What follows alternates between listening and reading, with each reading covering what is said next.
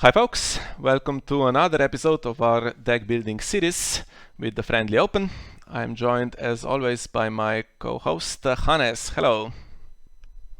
I'm Miha. Thanks for inviting me, and hello, everybody. I'm looking forward to another episode of deck building.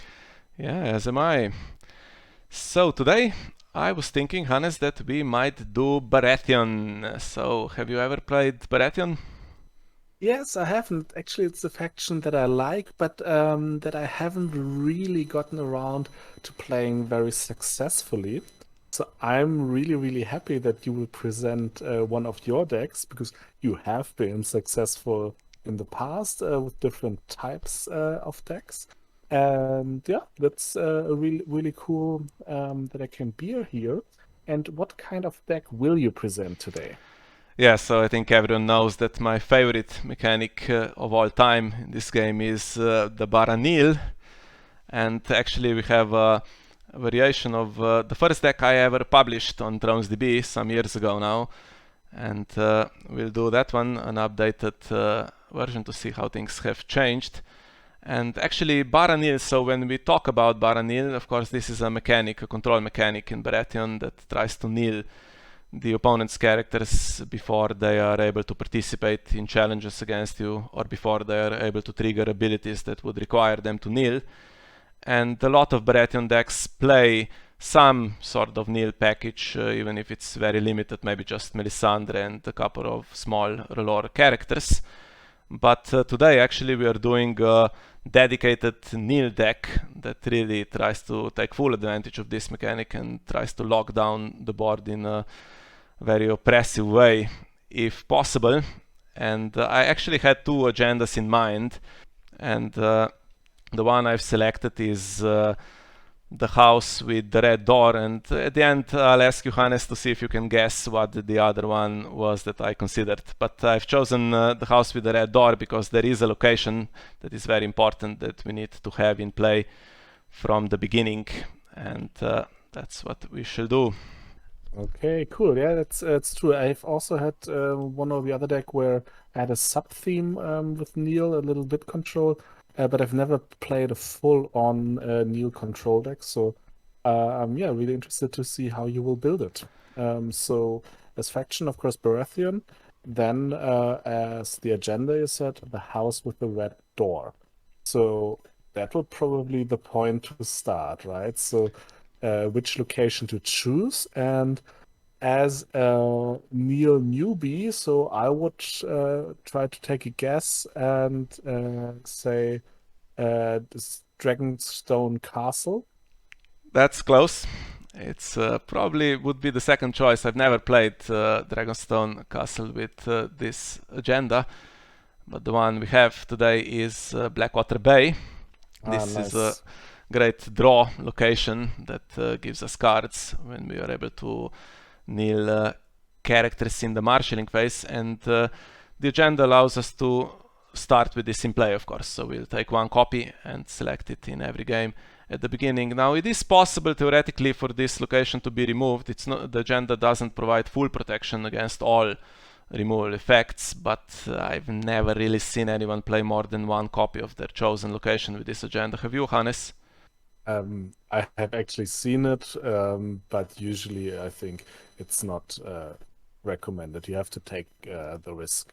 Also, if you play against Stark, of course, the first thing they always draw in round one is Frozen Solid, and then you have to play without your dedicated location. But that's how the game goes, right? Yeah, Stark is annoying for this deck, as you will see in the rest of this video.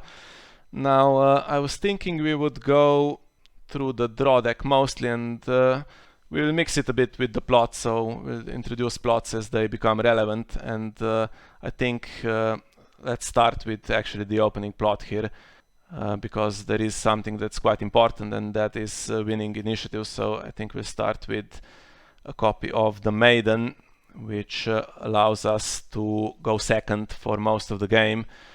So why is it important to go second? Of course, with targeted nil like Melisandre and some other abilities, you want to wait for the opponent to marshal so that you can always get rid of the most annoying threat. And if you went first, of course, you would just target whatever was on the board, and then the opponent still gets to marshal their Balon Greyjoy or something like that, and it's not as efficient. So going second definitely is an advantage as the opening plot. And before the Maiden was available, I played Time of Plenty in this deck, so that's another option that could be considered. But I think the initiative battle is quite important. So we'll start with this one, and then I think we can go through the draw deck, starting with the characters. Makes sense. The agenda, of course, has the limitation with the setup. You can only set up 4 cost worth of stuff, and what this means is that any character that is above 4 gold cannot be set up, and that's why we are limiting those as much as we can. So we'll start, I usually like to filter them by cost, for instance starting with the 8 cost, and then I can dismiss this pretty quickly. And so we'll try to limit these as much as possible, and I won't talk about them. So the reason why some of the cards are not included is always the same. They are too costly for what they provide. So we'll just talk about the most important ones. And at cost 7 we have Robert Baratheon, the one from the Bara box. And he is, of course, one of the cards that provides mass nil, because he can, in the standing phase, keep a lot of the board knelt, and usually you would use him to target whatever hurts the most, whatever keeps the most characters knelt, and then use targeted nil for the others.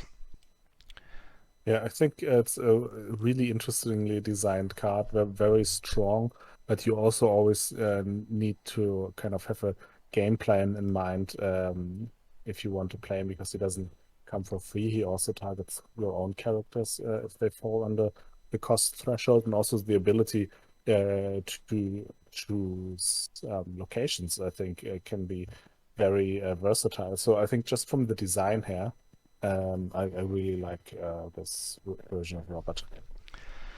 Yes, so if you have the core set, you will notice that Stannis has quite a similar ability. Stannis was a very popular card. For some reason the images are not loading. Hopefully everything is fine. So Stannis has quite a similar ability, but we are not playing Stannis in this deck simply because he conflicts with Robert too much. I think if Robert keeps most of the board knelt and only allows, for instance, 2 characters to stand, then Stannis being on the board on top of that will do virtually nothing. So it's a bit of a waste. But if you have a limited card pool, by all means play Stannis. Of course, he is a decent option for this same strategy as well. So we are skipping Stannis. Khaleesi Baratheon at this cost 6 is one of the key cards in this particular deck, because of course she can kneel the entire board, and that helps with the control element, trying to keep everything knelt, as well as, of course, the location, Blackwater Bay, because if you have something like 5 or 6 characters knelt, that means 5 or 6 cards for you at the beginning of the challenger's phase, and that's a massive draw compared to what you would usually expect your draw location to do. So definitely the key card in this deck, and one that you cannot afford to have killed, and will take, of course, 3 copies. And there is a plot that works particularly well with Khaleesi, of course, the Withering Cold, because if you use Khaleesi with that, and it has decent initiative, so it allows you to go second most of the time, then of course all those characters will be knelt for the following round as well. But you need to, of course, make a decision with Blackwater Bay if you're playing the Withering Cold, because that will stay knelt as well. There is no stand for location in this deck, so you need to make a decision whether you are triggering it that round or the round after. Of course, taking the risk that all those knelt characters could be going away in reset potentially. One question, Mia, like Khaleesi is important, but is it one of these decks that I've played against one time or another that recycles her endlessly and brings her on almost every round, or is it just one key piece but not completely centered around her? Right, so there is an option to recycle her. Baratheon has that event, Sacrifice to the Red God, and there's some plots that can do that, but it's quite a big investment. So actually I'm not going full in on that strategy, but I do try to get her off the board so that she can be replayed again. If she provides that massive draw with Blackwater Bay, of course, there is a good chance that you might draw another one. So one of the plots that helps with that is Heir to the Iron Throne. And if you can imagine playing the Withering Cold, Khaleesi kneels everything, and then the following round you use Heir to the Iron Throne and replace that knelt Khaleesi, for instance, with Robert Baratheon, who then immediately that round triggers his ability and keeps everything knelt. That's a really good deal for you. So Heir to the Iron Throne, another really huge plot in this deck, and helps with the economy because Robert is expensive and this deck is not playing that much economy plots because we need the control plots that keep stuff knelt, and it's sometimes difficult to play the really big characters. So this is one of the dream plays to replace Khaleesi with Baratheon, and there are with Robert, sorry, and there are some other lords and ladies that work quite well with this as well. Makes sense. Now, if we proceed with cost 5, so that's the last big one that we will include. It's of course Melisandre. No huge discussion here. 3 copies of her, so she provides targeted kneel hopefully every round. And when we come to the low cost characters, we will be looking for the Relore trait, of course, so that she can get as many triggers as possible. And for the cost 4, we only have Alistair Florent, a copy of him. He is of course very good with leaving play as well, and he can do so with Heir to the Iron Throne. It's a nice character to trade. Even if he is not in play, you can search for him with Heir to the Iron Throne and then sacrifice him for the plot, and then he kneels something most of the time. Presumably there is always a Relore character in play. So this is all of our high cost characters, only 10 of them in this deck. I think that's as many as we can afford. And I think, Hannes, you can probably guess, with this in mind, what the reset plot will be. Valar Harris? Yes, so another option for Khaleesi to leave play. And if you have another one in hand, you can replay her immediately. And well, the downside is that Robert and Melisandre cannot survive this plot together, but that's really the only 2 high cost characters that need to stay in place. So usually you would be able to play the plot before one of them enters play, or just late in the game when it's not so important anymore. I think usually you try to delay the reset for as long as possible. If your control is working, then you wait for the opponent to marshal absolutely everything they can, and then you try to reset. If you're forced into an early Valar Dohaeris, usually that would be a pretty bad sign. Okay, and then the low-cost stuff. So mostly with the low-cost characters, we are looking for traits and icons. So the Relore trait is the most important one. We've skipped the ones that are too expensive, like Sir Richard Horp or the 7 cost Stannis that also have the trait. It's not worth it just for the Melisandre trigger. We are looking for cheaper stuff, and not many uniques in the low cost, but one that is very important here is Delena Florent, because she keeps stuff knelt in the challenges phase as well, prevents stand, and there are a couple of characters that work basically as Voltrons and keep standing in the challenges phase, and you want to shut that down if possible. So characters like Victarion and whatever has Queen's Guard attached in Targaryen, and Stark has all the stand as well, of course. And Delena is a lady, so we'll keep standing if Khaleesi is triggered. Yeah, she's always a pain if you play against her and have any kind of stand. And you have some tutoring effect as well, so you can search for another small bastard in hiding or something like that, just if you need another shot on the board, right? Yes, exactly. So in some decks I try to search for the Bastard of Nightsong, but in this deck it's a bit too expensive, I think, so I just go for the low cost ones. Can she basically search for herself and you bring in a dupe immediately? No, that doesn't work. So she herself is not she's a not a bastard. bastard. Okay. Okay. That's... But she is House Florent, so she gives you a card if Alistair is in play. So House Florent, Bastard, and the Lord traits, I think, are the most important, apart from Lord and Lady, of course, to work with heir to the Iron Throne. And the other unique I have is Sir Imri Florent, indispensable in every Nil deck, and basically every Baratheon deck. Even Rush plays him because he's such a good closer. And in this deck as well, especially if you play a tournament and game goes to time, this guy is huge in the late game, because he can basically give you a bunch of unopposed and neutralizes the whole round for the opponent. So a copy of him. I would play more if I could, but of course he dies, and you don't really want to sack all the locations, so it's a one-time use. So just the one copy. Yes, I remember once playing against you, and I had to cancel for him, and it was so incredibly important. He's really, really influential. Also, I think a really nicely designed card, and you never like to see him hit the board in the late game. Yes, I can imagine. Okay, and with the non-uniques we have the Red Priest. This is in every Baratheon deck. Basically, these days it's a Relore character and has that great ability. You can see the opponent's hand and take out their most important threats. And not too bad with Dohaeris, for instance, with Melisandre and another 2-cost character. He survives just fine. So he's pretty obvious include. Now, there are some rumors that Baratheon will be hit with the next restricted list.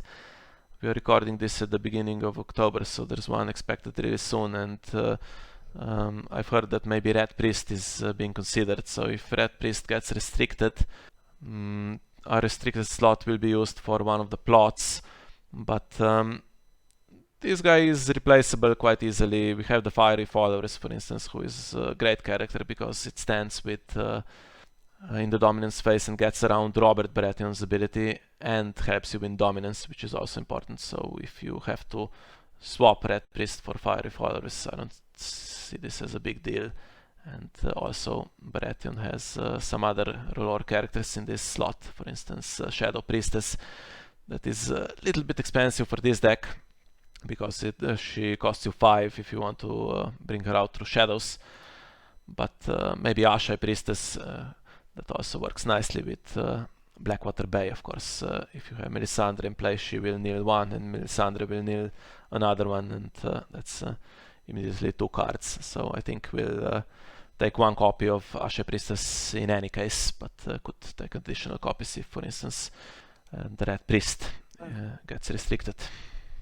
Yeah, although I think everybody hates the Red Priests, of course, if they're played against them, because this targeted removal of one card during the marshalling phase, especially if you, for example, have to go first, which you don't want to, that's really a bother. And we'll see. Maybe also the plot that you're playing might come off the restricted list, so that might leave you unharmed in that regard. But yeah, they're terrible. So I can see why everybody's playing them.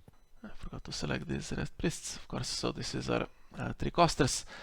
Yeah, so we have an option here with the 2-cost character, Citadel Archivist, that can shuffle the discard pile back, and in this deck you will have a lot of draw. And there is a genuine danger that you might run out of cards if the game goes really long.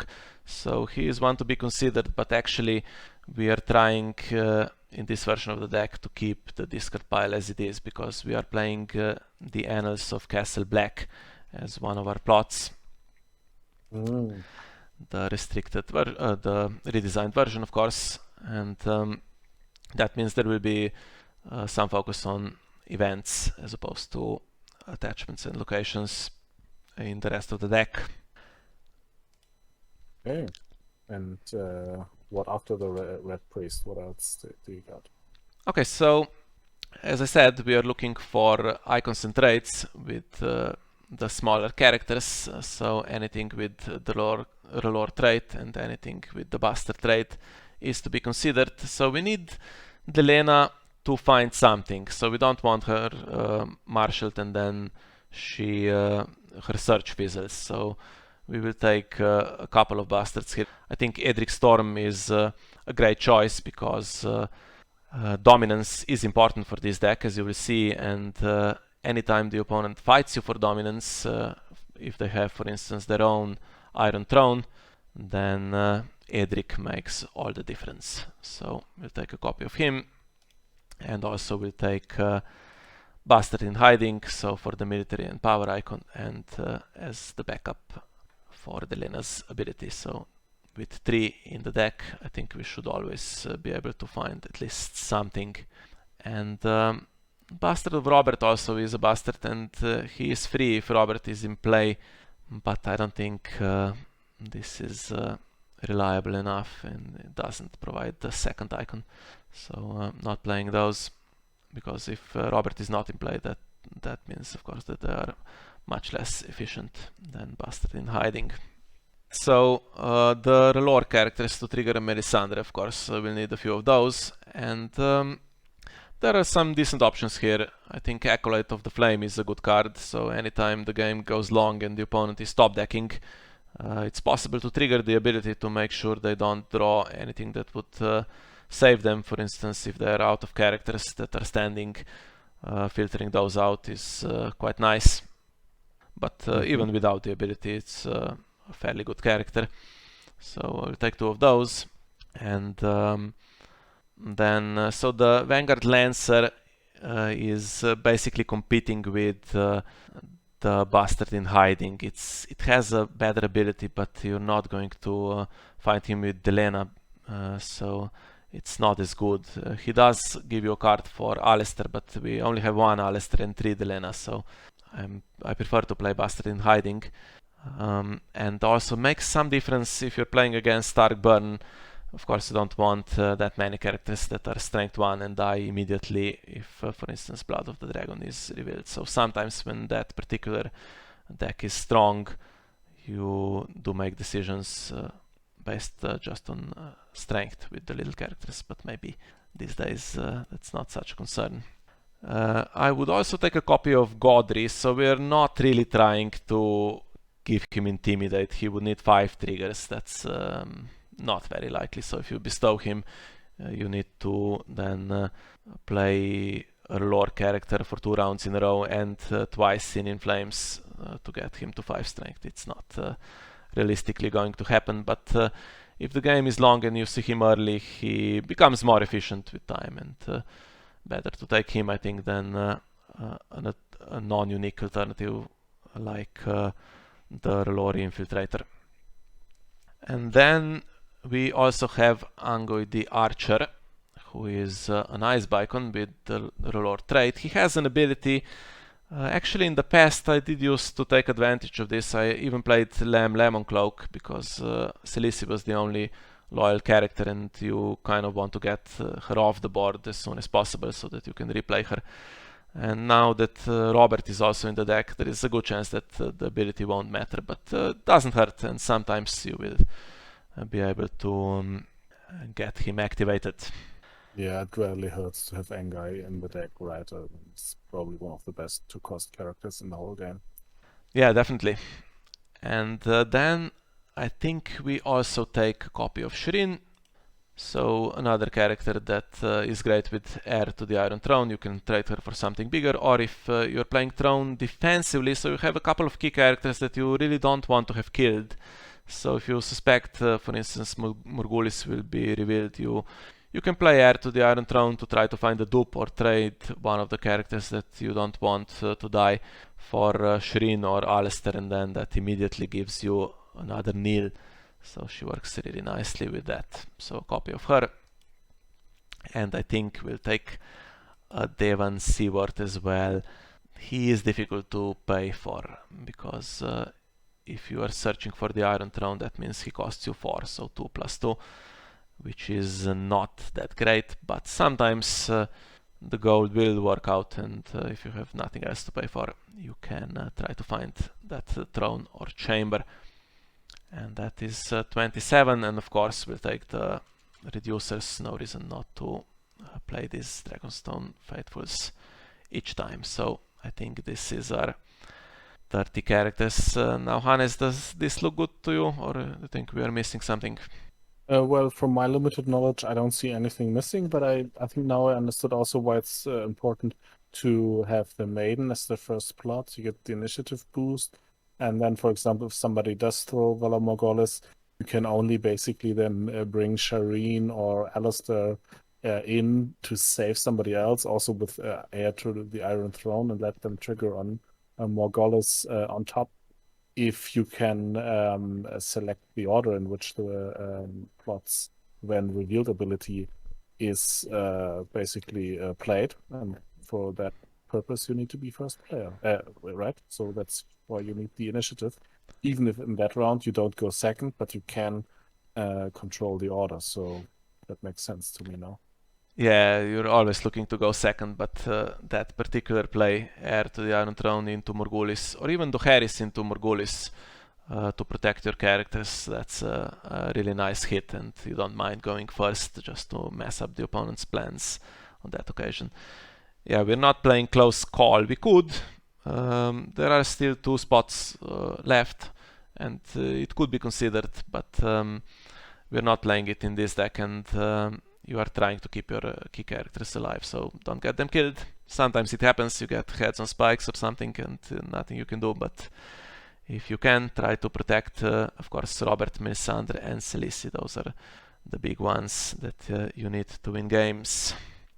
Then I actually do have a question. I don't see Maester Crescent here when we're talking about protecting your big characters from negative attachments, for example. Yes, so I did always used to play Crescent in this deck, but somehow lately, in the last year or two, I'm not really seeing those seized by the guard that often on my Blackwater Bay. That was the thing that used to annoy me the most. Now Milks you can kind of deal with because you have Heir and Dohaeris, and if something gets milked, then you just trade it with those 2 plots, and it's not such a big deal. But Maester Crescent is a good card, so definitely you could consider him. But I don't like him that much because he's not giving me any of the traits that I'm looking for. And lately the negative attachments don't annoy me that much, so I can do without. Okay. Yeah, so we can check the icons here. Sorry. So I'll show you like this because the graph is not taking duplicates into account. So as you can see, we have a decent number of military icons, so power icons in Baratheon. You don't even need to check. Virtually everything has a power icon, just I think the Red Priests and Ashe Priestess. So you will have those, more than enough of those. And then Intrigue, we have 13, I think, or 11 of those. What is it? 13 Intrigue icons. So the spread of icons is decent, and I wanted to have a decent number of military icons because Forced March is another plot that is really strong if you can get it, if you can time it really nicely so that it kneels a few characters, and having those bastards in hiding that you don't mind kneeling, or even Red Priests, so that you can kneel something like Balon or Euron, is pretty good. And of course all of this feeds Blackwater Bay, so if you trade 2 standing characters of yours for 2 of your opponents, that's Blackwater Bay drawing yet more cards. So I think we'll take Forced March here as our 6th plot, and then the last one, I guess we can discuss that at the end. So I think maybe we go with the locations next. Okay, so you're leaving one mystery plot for the juicy end. Yeah, it's not actually that I have a really good plot in mind that we haven't talked about yet, but it's more that last plot is a flexible plot spot that could be filled by a number of different plots. So we'll discuss some of the options, I guess, at the end. Okay, so let's, should we do economy first? So once again, we have to take, I think, our agenda into account here. So we only have 4 gold, and we have a number of 2-cost characters. So anything that costs 0 or 2 works out quite nicely to get maybe 3 cards on setup. You could, I guess, be lucky and get more than that, but I think that would be the dream. So, of course, we are taking the Rose Roads, and we are taking the non-limited option that Baratheon has, the Stormlands Fiefdom. Now, we are not really using the ability as much here. There is only Renown on Robert, so it's unlikely that you will be moving much power around with this, but it's a non-limited card that is nice on setup, so 3 copies of this. And then also Dragonstone Ports. I'm slightly reluctant to include economy that kneels, because the Withering Cold is an important plot, so you don't want one use in 2 rounds of your locations, but I think the 0 cost is what prevails here in my thinking, compared to something like the King's Gate, for instance, which costs you more. It's not such a good tempo play, and then the draw in this particular deck, it's not turned on in the early game, and then the draw is not really needed. So that's one thing that we can kind of do without in the rest of the deck, because Blackwater Bay is such a nice draw location. So if we are drawing 3 or 4 cards in most rounds with that, then that basically is our draw settled. So, but that's also the reason why you don't play Northern Encampment. Yes, so Northern Encampment is a good card if you can guarantee that it stays standing, but of course no Baratheon deck can really do that reliably. That's why it's not seen as much play over the years. So I think if you're playing 3 copies of the Iron Throne, we're playing 2 here. If you played 3, maybe you could justify it, but it's quite a big risk. So stay snelled for the Withering Cold, and then you are under pressure a bit with the economy because of the setup and the plots not having much gold. And if this stays snelled, really, it's a really big hit. So I don't like it for that reason. But providing 2 gold, of course, you could justify it, because if you face political disaster, which is annoying for Baratheon control decks because they rely on location so much, then having a location that provides 2 gold just by itself is important. Yeah, but not going for that in this particular deck. But we can play a copy of Gates of the Moon, I think. If you see it early, really nice, 1 for 2. If you see it late, okay, maybe you've missed the window, but not too bad. And yeah, if you can set it up, that's pretty decent. Always like to see this location on the opponent side as well, especially those times when, you know, when At the Gates was really popular and people were playing this in round 1 before Galtan was released. That was a good time for my deck, I think, because gave me some additional economy that I really needed.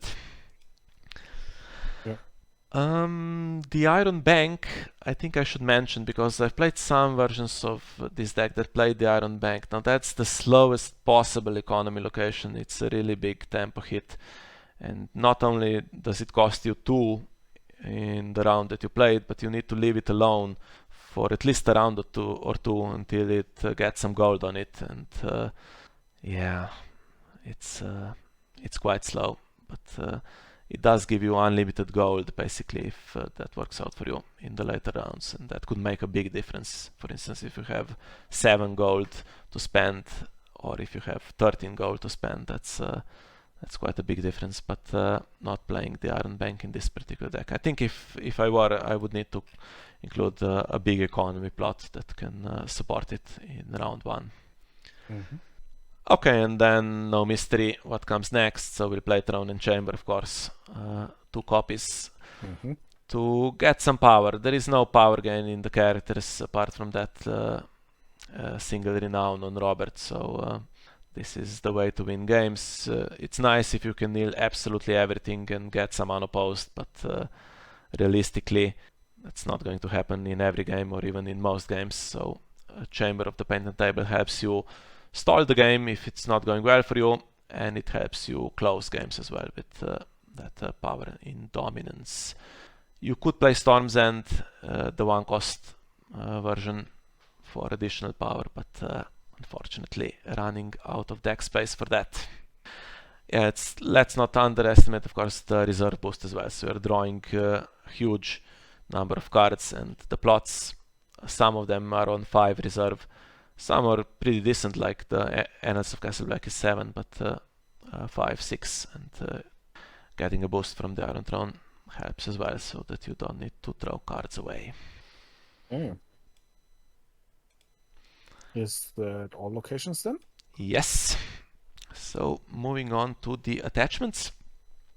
So we're playing Annals, which means that we want to focus on events. So there is one Neil attachment, Stinking Drunk, which could be played, but since we have Annals, we are choosing the event option where we can. But I still like to play a copy of Hunting Accident. It's a bit expensive at 2 cost, 3 if you want to ambush it. For instance, if you're stuck with as first player, or if the character enters play in challenges, which is really annoying for this deck. But 1 copy to deal with something like Victarion or a Wyman Manderley. Really nice if you can draw that. And of course the 3 milks, can't go without those. So any character that gains power quickly, any stand, any cancel like the Begging Brothers, milks really help with that. Okay, yeah, because at first I thought, okay, if you kneel all the key characters, maybe it's not so important to also milk them, but makes sense. I mean, Begging Brothers are probably really, unwelcome when you see them, and also, of course, if they rush past you, that can also be a problem. Right? Or Knight of Flowers if he stands all the King's Guard characters all the time. Yes, definitely. So anything that gains power really quickly, or anything that stands itself, I think is the key target for milk. And decent chance to draw them, so I should be able to stop, for instance, something like the 7 cost Caitlyn as well. Difficult to deal with that kind of passive power, so milks come in really handy. And we have 11 slots left for the events. We could play, I guess, 61 cards, but I have managed to cut it down to 60. And so let's first discuss what we are not playing. So the Nightmares and the Hand's Judgment in this deck we are not playing, mainly because there is an infection option here for Baratheon. The Privileged Position deals with both locations and events, and over the years it's done alright for me, so I'm not missing those 2 neutral events. So we'll take 2 copies of Privileged Position. Of course, don't forget about the condition. I've done that many times. Try not to lose power challenges if you have something important to cancel. So this can save games. It can save you against an annoying burn event. It can save you against some kind of location trigger like the Stark Heron Hall, or maybe a location that wants to cancel your Silici trigger or something like that. So definitely a good event. And then the rest of them, I think, of course, will be nil events. Well, Sin in Flames is not directly a nil event, but works with Melisandre, and of course we have a lot of Relore characters. I'm not going to count them now, but I think must be something like 15 in the deck. And Sin in Flames, a really nice event, indispensable in most Baratheon decks. And then the nil stuff. So Consolidation of Power I really like, because a lot of the time nil will be in this deck about quantity rather than quality, because the more you nil, the more cards you get, and Constellation of Power can target multiple cards. Usually you're looking for at least 3, sometimes 2, or well, if there is no other way, it can just nil a 4 strength character. But it works really nicely with Blackwater Bay, and there is an option to win with Consolidation of Power on your own characters as well. If you're close to victory, for instance, you can reveal Annals of Castle Black and just play them in marshalling. That's what I used to do a few years ago, before Annals was redesigned, when you could still play all 3 of them from the discard pile. And I can tell you that you opponents do not like to lose in that way. There is often some pretty tense atmosphere if you're able to close games like that. Not everyone will appreciate it. I can believe that, yes. The redesign made sense. Yeah, you can still get 2, but yeah, it's a bit less crazy. But it works nicely with Annals, so you can trigger these in marshalling, and then you also have even-handed justice, which works in every phase. So with Annals revealed in all of these in your discard pile, you could time this for the challenges phase, of course, and we'll take 2 copies of this. So we have a bunch of low-cost characters, and trading are Bastard in Hiding or Acolyte of the Flame for a Balon or a Euron, of course, is an excellent deal. And the last one, Saving the Kingdom. Another card I really like, but it's a bit expensive, so costs you not only 2 but really 3, because you always want to take it back with in the dominance phase. And yeah, to carry all of that gold into the challenges phase is not so easy, so just taking 1 copy. But really nice to draw it. Sometimes it can win you games. There are characters like, for instance, the Greyjoy Maester more and more, who will completely block Blackwater Bay if he's left standing, or Lord Sport Shipwright, for instance. That's even worse, because that can trigger before you can kneel it with other stuff in the marshalling phase, just to kneel Blackwater Bay. So being able to kneel characters like that, or just Alice in Mormont or something like that, is really nice. I wish I could play more, but the gold unfortunately does not work out. And yes, so that's our draw deck done. Are we missing something? There is another draw, another Nil event, Stannis' Wrath, that I used to play, but it turns out that most of the characters that you really need to kneel usually have a power icon. Now you could get games where you want to kneel Drogon, or you want to kneel Darion Harris or Greywind, and this is then really efficient, because it's just 1 cost event with no further conditions. But I found that mostly characters will have the power icon, so the other events work out better. And the last one I always consider is Set Downer Deeds, which is a great draw card. I play it in almost every deck that doesn't mind their faction card being nailed for this, but no need. Fortunately, in this particular deck with Blackwater Bay, there is no need to play this, so we can do without. Okay, looks nice. So now you have to reveal the super secret mystery number 7, right? Yeah, so what are some of the options? So we've included Forced March. There is another plot that directly kneels cards. It's Filthy Accusations. That could be always considered either as the last one or instead of Forced March. I've played it many times, especially, as I said, if you have limited card pool, not all of the more recent cards, you will have Filthy Accusations because it's in the core set, so that's always a good option. And the one I like is Barring the Gates recently.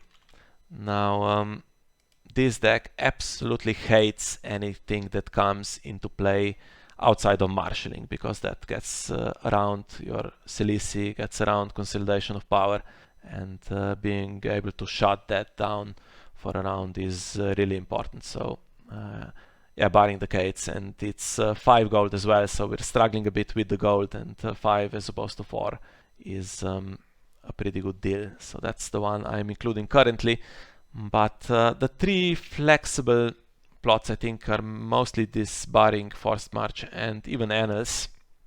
And if one of those isn't working out for you, you could consider swapping it. For instance, you could just go for economy, so that you always have a plot that is able to marshal Robert. I think Late Summer Feast is always an option that you could play in this deck if you kneel most characters. It's not so important to win challenges. You just take the intrigue that trades 1 card for 1, so it's not giving any cards away, and maybe power if you need it. But this deck doesn't desperately need to win challenges, so I think Late Summer Feast doesn't hurt as much, and you could play it to be able to play Robert reliably if you don't hit with air, for instance, or if you're not drawing economy, or even just if the opponent plays a political disaster and hurts you in that way in terms of your economy. So yeah, that's definitely to be considered. Anything else, Hannes, that you would consider for plots? Well, maybe always the alternative to barring is exposed duplicity, but barring is more flexible, even though it's if it hits less impactful. So that would be one thing to consider if you really think you're facing shadows, I guess. But apart from that, it looks like a solid plot line for that kind of deck. Yeah, and as promised, I will now ask you to see if you can guess what the other agenda was that I considered for this particular deck. Okay, so if you're not completely banking on Blackwater base, so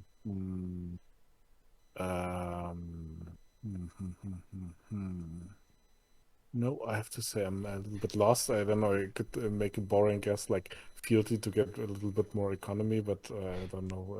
There's so many non-loyal cards also out there. So yeah, I don't know.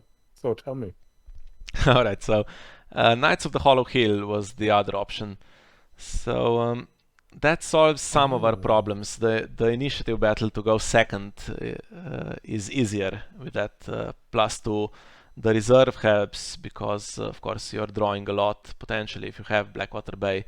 And yeah, the +3 gold means that maybe you don't play some of the economy locations. Of course, those that have the modifier won't work now, so you could play more cards that just do something else. You could play additional nil, you could play your Traitor to the Crown in that deck, and a few more characters. And the setups, of course, there is no setup anyway with Knights of the Hollow Hill, so the negative attachments and the events don't hurt you if you're playing that agenda.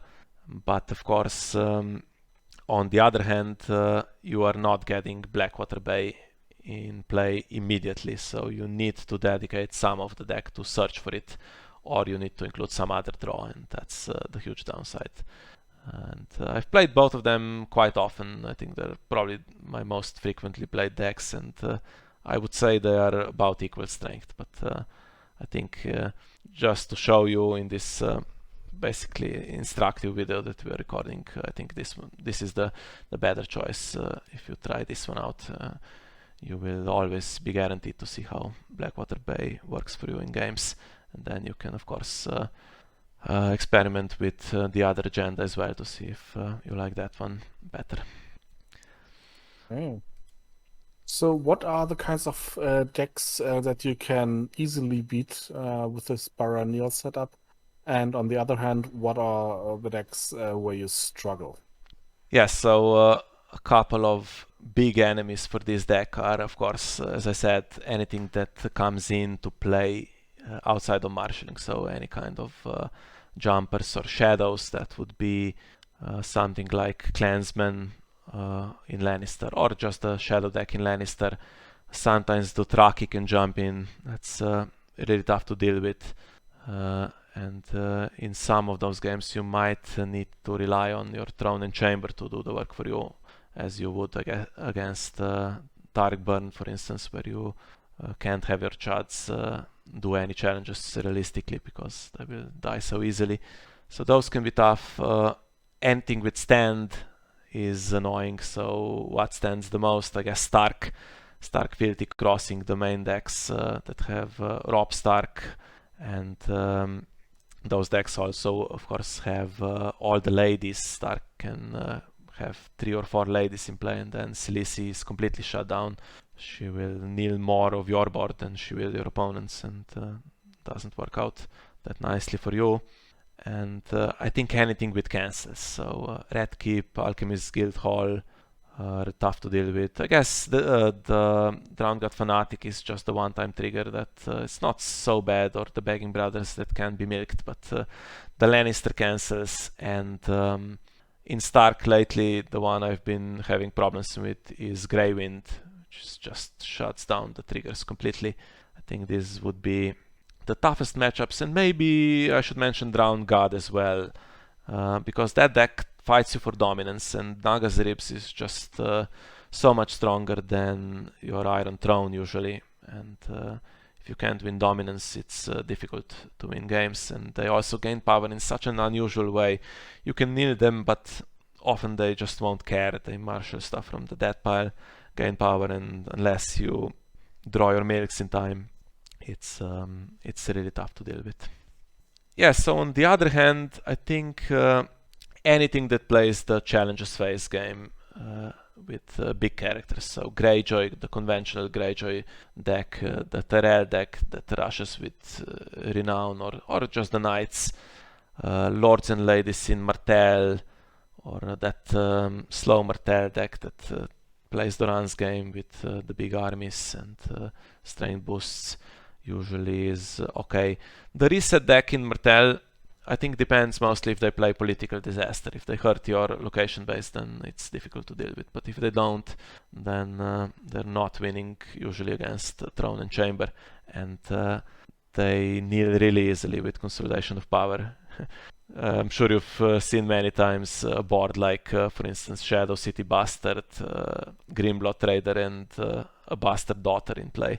And they have all the icons, and then a single Consolidation of Power just kneels all of them. I've done that several times in the past, and yeah, they struggle to deal with that, those particular decks. So anything rushy, even Baratheon, so mirror games, if they play control with Throne and Chamber, you need to win that game, and that's where Edric is important.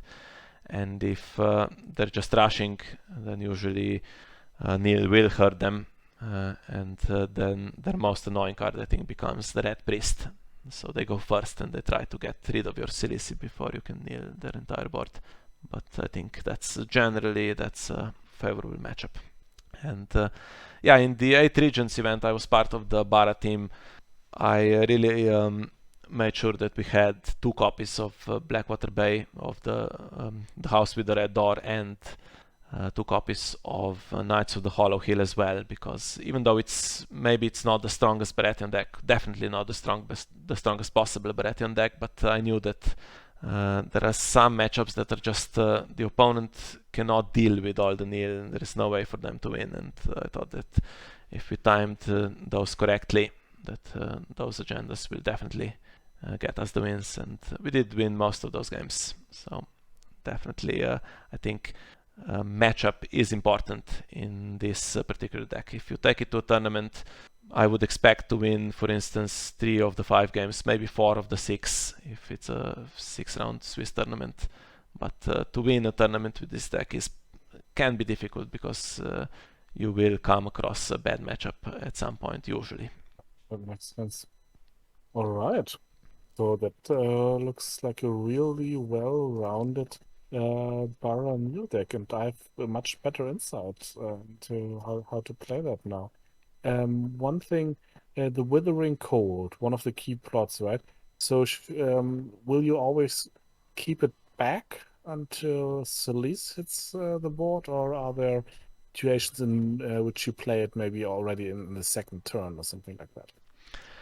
Yeah, so sometimes there will be pressure and you haven't drawn Silisi, and you will just reveal it because the opponent will then do the challenges, and you have more an easier round next round, and just no other way to survive. So it can save you games even without Silisi, but usually you will hope to play it with Silisi, because that's where it does the most impact. But for instance, if you can imagine, if you have a hand, you have a Melisandre trigger in hand and Consolidation of Power, that will kneel maybe 4 characters for you, so you could just reveal the Withering Cold and still do a lot of damage. So yeah, not only for Silisi, but mostly for Silisi if you can. I think sometimes you need to play against if you play against some heavy jumpers, barring the gates is the most important plot, and then